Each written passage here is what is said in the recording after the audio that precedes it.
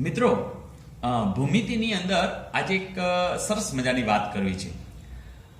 તમને ખ્યાલ છે કે કંઈ પણ આપણે મુશ્કેલી આવે ને એટલે 108 ને બોલાવી લઈએ છીએ. એટલે એમ કહી શકાય 108 તો આપણા સૌની છે. પણ આજે મારે ભૂમિતિના અનુસંધાને 180, 108 નહીં, બદલાવી નાખ્યું, 180 એને કંઈક મુશ્કેલી પડી છે અને વિચાર આવ્યો કે એનું કોણ?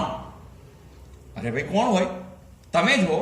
તમે એટલે કે તમે અને તમારી સાથે તમારું સુંદર મજાનું દિમાગ. એટલે હું એમ કહીશ કે તમે નહીં, ઇંગ્લિશમાં યુ કે ને, યુ નહીં, પણ એના વહારે યુગ્મ આવશે. કોણ આવશે? યુગ્મ. કોની મદદમાં? 180 ની. તો જોઈ લઈએ મિત્રો. યુગ્મભાઈ પહોંચી તો ગયા, પણ એને વિચાર આવ્યું કે કદાચ હજી વધુ જરૂર પડે તો ભેરું નહીં બોલાવી લીધા, કારણ કે એને 180 ને મદદ કરવી હતી, એને પૂરક થવું હતું.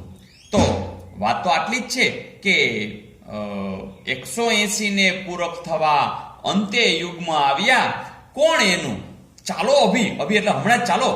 અને બધા જે સરખા ભેરુબંધ હતા બધા એને બોલાવ્યા. ફરીથી 180 ને પૂરક થવા અંતે યુગ્મ આવ્યા.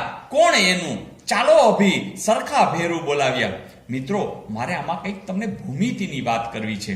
તો જે વિદ્યાર્થીઓ ભૂમિતિમાં ક્યાંક ગોટે ચડે છે, મૂંઝાઈ જાય છે, અને માટે એનું કોણ? તો આ કોણની મારે વાત કરવી છે.